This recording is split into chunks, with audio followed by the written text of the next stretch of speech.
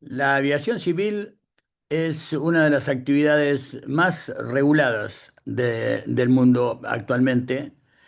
Desde los comienzos de la aviación civil fue necesario, como después de todo comienzo, y debido a algunas imprudencias y demás circunstancias que se hizo necesario, como últimamente fue con el advenimiento de los drones, llega un momento que la manera en que los usuarios ejercen el privilegio de operar determinadas, en este caso aeronaves, hace necesario que se comience a regular su actividad. Desde el comienzo, por un buen tiempo, no hubo reglas, y las consecuencias fueron que la experiencia demostró la necesidad de reglas y regulaciones y normativas aeronáuticas. El cuerpo legal total que representa la estructura normativa para el sistema aeronáutico, no, perdón, para el sistema aeronáutico civil es, en primer lugar, el código aeronáutico de cada uno de los estados que regula esa actividad, que a su vez, como vamos a ver, debe estar alineado si ese estado está adherido a ciertos convenios internacionales. Esa normativa expresada en el Código Aeronáutico debe ser la esencia de las regulaciones necesarias y en general en línea con regulaciones, recomendaciones internacionales. El Código Aeronáutico tiene los capítulos o títulos de generalidades: circulación aérea, infraestructura, aeronaves, personal aeronáutico, aeronáutica comercial, responsabilidades, búsqueda, asistencia y salvamento, investigación de accidentes de aviación, seguros, ley aplicable, la jurisdicción y la competencia en que la legislación debe ser aplicada, la fiscalización y los procedimientos, faltas y delitos aeronáuticos, aspectos relacionados con la prescripción y disposiciones finales.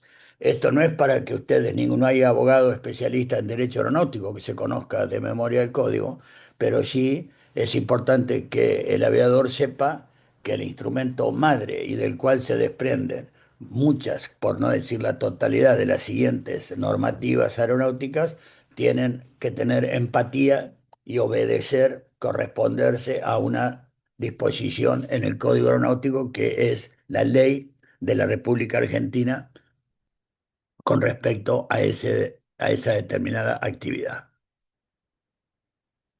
El Código Aeronáutico tiene a su vez leyes complementarias, que actualmente son la de seguridad aeronáutica, la de tasas aeronáuticas, la política nacional en el tema de transporte aéreo comercial, transporte multimodal de mercaderías, creación de la Empresa Argentina de Navegación Aérea, EANA, y la creación de la Junta de Seguridad en el Transporte. Cada vez que hay una situación cuyo cambio, su modificación puede alterar significativamente algunos aspectos de la normativa, pero que no tiene la suficiente jerarquía como para someter al Congreso a que haga una modificación del Código Aeronáutico, se publican leyes complementarias como estas.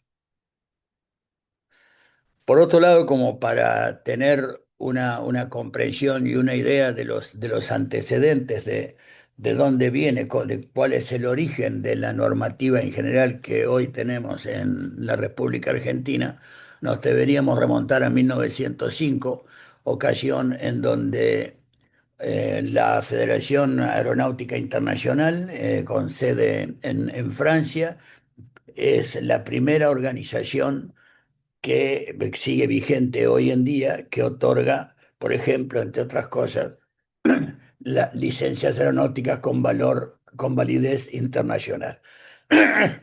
Y también estipula una serie de normativas, regulaciones y recomendaciones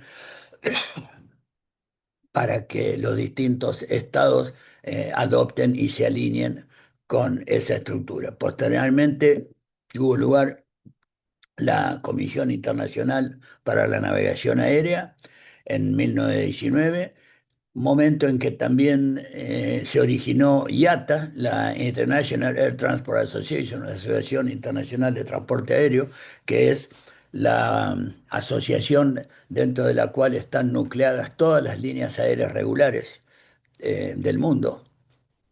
Por eso los tickets aéreos que uno saca como turista, etcétera, y la designación internacional de los aeropuertos para el ámbito comercial de 3 dígitos son códigos establecidos y estructuras estandarizadas por IATA. En 1925 tiene lugar la primera conferencia internacional de derecho aéreo privado. Y ahí se puede considerar que fue el origen, el puntapié inicial que da lugar posteriormente a los códigos aeronáuticos de los respectivos estados o países.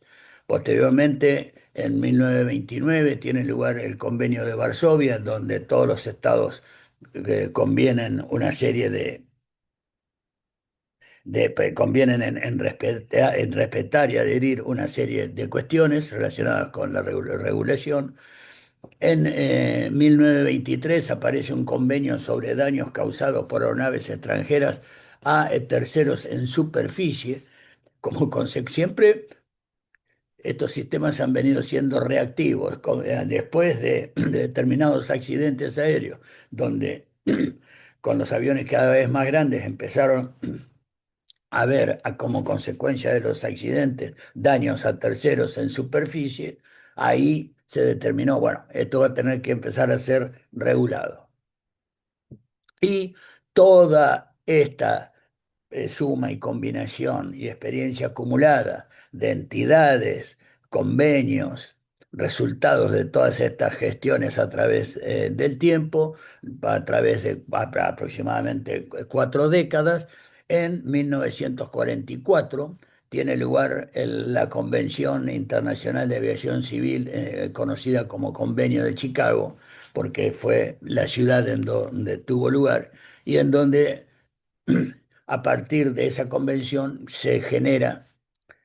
nace la Organización para la Aviación Civil Internacional o International Civil Aviation Organization, OASI, con sede en Montreal, en Canadá, y que es un brazo de las Naciones Unidas, como ya vamos a ver más adelante, que emite regulaciones y recomendaciones para todos los Estados miembros de esa organización.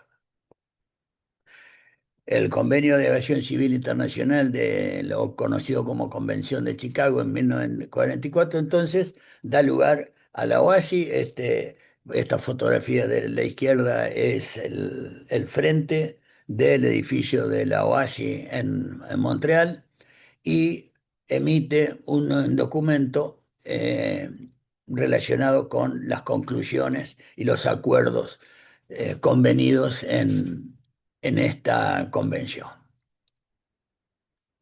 Básicamente, a partir de estos acuerdos se generan, como vamos a ver, unos cuantos anexos, 19 anexos actualmente, en donde la Organización para la Aviación Civil Internacional emite 2 cuestiones, lo que se llaman en conjunto SARPs, Standard and Recommended Procedures. Standards and Recommended Procedures. Una de las acepciones de standards es normativa. Entonces, emite normas cuyo cumplimiento es necesario adherir a esa norma por parte de los estados y hacerla cumplir en sus respectivos países, y prácticas recomendadas o recommended procedures, que son deseables. La OASI lo recomienda y considera deseable que los países la adopten, pero no es mandatorio, como lo son las normas. en el texto de eh, las normas y recomendaciones, Standard and Recommended Procedures de la OASI, van a ver que se expresa que tal y tal y tal procedimiento se considera, cuando es una norma, se considera necesario para la seguridad, regularidad o eficiencia de la navegación aérea internacional. Cuando es una recomendación, tal y tal y tal y tal cosa se recomienda deseable para la seguridad, regularidad y eficiencia de la navegación aérea internacional. Una cosa es que sea necesaria y otra es que sea deseable. Los anexos mencionados, los 19 anexos de la OASI, fíjense después con tiempo cuánto coinciden con los títulos del Código Aeronáutico, muchísimos de ellos. El anexo uno es licencias al personal, el 2 reglamento del aire, el 3 servicio meteorológico para la navegación aérea internacional, el anexo 4 se refiere a las cartas aeronáuticas, el 5 a las unidades de medida que se emplearán para las operaciones aéreas y terrestres en el marco, en el contexto de la aviación, operaciones de aeronaves que tiene tres partes. La operación de aeronaves es una parte muy importante que el aviador, igual que el tema de licencias al personal, las debe conocer. El anexo 7 se refiere a las marcas de nacionalidad, matrículas de las aeronaves. El 8 aeronavegabilidad. Facilitación, el 9, el 10 telecomunicaciones, sistemas de navegación y vigilancia, que tiene 5 volúmenes este capítulo o anexo. El anexo 11 se refiere al servicio de tránsito aéreo, dentro del cual, como vamos a ver, está el control de tránsito aéreo. El 12, búsqueda y salvamento. El 13, investigación de accidentes e incidentes de aviación. El 14, aeródromos. Uno no puede hacer un aeródromo privado o público como le parece, desde todos y cada uno de los detalles de las pistas, las calles de rodaje, los planos de obstáculos en las inmediaciones de los aeródromos, debe cumplir con lo dispuesto en el anexo 14 de OASI. El 15 son los servicios de información aeronáutica, el 16 protección del medio ambiente, el 17, seguridad, protección de aviación civil internacional contra actos de interferencia ilícita. El 18, transporte sin riesgo de mercadería peligrosa por vía aérea. Y el último, hasta el momento, el 19, la gestión de la seguridad operacional o el sistema SMS, Safety Management System. Por otra parte, si bien estos 19 anexos son para que los cumplan y tienen vigor tanto las normas como los procedimientos recomendados para todos los Estados miembros de la OASI, a su vez, cada Estado que puede estar o no adherido a la OASI tiene sus propias regulaciones, entre ellas uno de los estados más fuertes en antigüedad, experiencia acumulada e iniciativas para la seguridad aérea y la mejor fluidez de todos los elementos del sistema aeronáutico, son las regulaciones emitidas por Estados Unidos a través de su autoridad aeronáutica civil, que es la Federal Aviation Administration, conocida por su acrónimo FAA.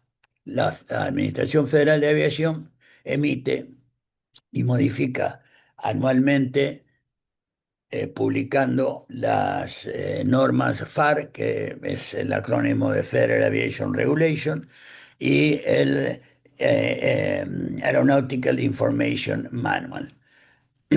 Si bien es cierto, lo emite, lo publica en papel, igual que en el caso de la ANAC y de la mayoría de las autoridades aeronáuticas internacionales y nacionales, tienen en su sitio web la normativa vigente, debidamente actualizada, para que no haya la posibilidad de manejarse con una normativa que está supersedida por una actualización y modificación o una nueva. En muchos aspectos, por no decir hasta el momento, el 100% de ellos, llegó un momento que la Administración Nacional de Aviación Civil, que es la Autoridad Aeronáutica Civil en Argentina, adoptó, adoptó, traduciendo y adaptando la normativa de la Federal Aviation Administration para la regulación argentina. Esto generó que desde las FAR se generaran las RAC por regulaciones argentinas de aviación civil, que de vuelta tienen su origen en la traducción y adaptación, según lo que consideró la Administración Nacional de Aviación Civil Argentina, para eh, que ese cuerpo normativo, las RAC, eh, sean aquellas que regulen la aviación civil en el eh, contexto del espacio aéreo de nuestro país. Y últimamente hay noticias no 100% confirmadas hasta la fecha, por eso digo es muy reciente, es altamente probable, por lo que han manifestado algunos funcionarios de la ANAC, que eh, de las actuales RAC, originadas por las FAR, por la Federal Aviation Regulation, se migre a las LAR, que son regulaciones aeronáuticas para Latinoamérica, especialmente nuevamente adaptadas a desde cuestiones culturales hasta de recursos distintos, etcétera, en los países de Latinoamérica. Entonces, en eso está, es altamente posible que en su conjunto, la mayoría de los países latinoamericanos terminen adoptando como propias todos las mismas reglas, que es una manera también de armonizar la normativa para toda una región muy importante. Las normas RAC tienen distintas partes. La parte uno es definiciones generales, abreviaturas y siglas. El número de la parte hasta el momento se corresponde exactamente con su respectivo número en las FAR, en la Federal Aviation Regulation emitidas por la Administración Federal de Aviación de Estados Unidos. Entonces, la RAC, Regulaciones Argentinas de Aviación Civil, número parte 1, ustedes tienen que saber, hay muchísimas partes, muchísimas, están todas disponibles en la página de la ANAC, pero a nivel de la licencia que ustedes están persiguiendo y que van a ejercer sus privilegios cuando se reciban, lo más esencial, lo que no pueden estar sin estar familiarizados debidamente son con la uno, que son las abreviaturas, definiciones generales del contexto aeronáutico civil y las siglas más usadas. La parte 61 tiene que ver con las licencias, certificados de competencia y habilitaciones para el piloto. Disculpen, ando medio jorobado. La parte 67 es la certificación médica aeronáutica. Seguramente lo primero de las primeras cosas que le han transmitido en una escuela privada de vuelo o en un aeroclub cuando ustedes han manifestado su interés por hacer el curso de piloto es que le hayan dicho, bueno, antes de comenzar a volar, tenés que obtener el certificado médico aeronáutico, que es una condición psicofísica que evalúa la autoridad aeronáutica a través de su instituto en Aeroparque o posteriormente a la primera vez lo puede hacer regionalmente con un médico designado adecuadamente por la Administración Nacional de Aviación Civil. Bueno, entonces, ustedes tienen que conocer cuáles son el conjunto de requisitos relacionados con cuestiones fisiológicas y psicológicas para obtener la certificación médica. Y la más importante, definitivamente, en cuanto a la operación del aeroplano, está contenida en la parte 91, que es justamente reglas de vuelo para la operación general de todo tipo de aeroplanos. Por lo tanto, es en la parte 91 que nosotros debemos conocer restricciones, limitaciones, prohibiciones, sobre todo relacionado con qué cosas podemos hacer y qué cosas no debemos hacer. Y las que podemos hacer, de qué manera la tenemos que hacer, no de cualquiera. Bueno, está todo especificado y son las reglas que generalmente les van a ser exigidas su conocimiento en el marco de un examen.